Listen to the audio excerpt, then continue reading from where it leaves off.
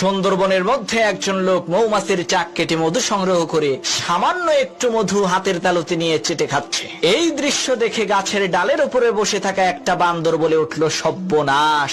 সারাদিন আমরা এই বনের মধ্যে থাকি, এই বন পাহারা দেই, আর এই বনের মধ্যে থাকা মজাদার সুস্বাদু মধু বাহির থেকে মনুষ্য জাতিরা এসে আত্মসাৎ করে নিয়ে যায়। এটা কোনোভাবেই মেনে নেওয়া যায় না।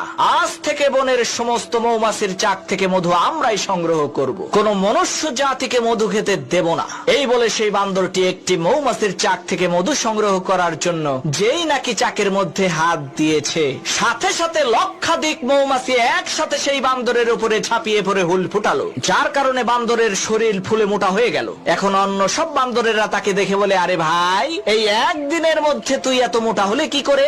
তখন মৌমাছির কামড় খাওয়া সেই বান্দরটি বলল, ভাই আর বইল না, এটা হচ্ছে আমার মনুষ্য জাতিকে নকল করে মধু খাওয়ার ফসল।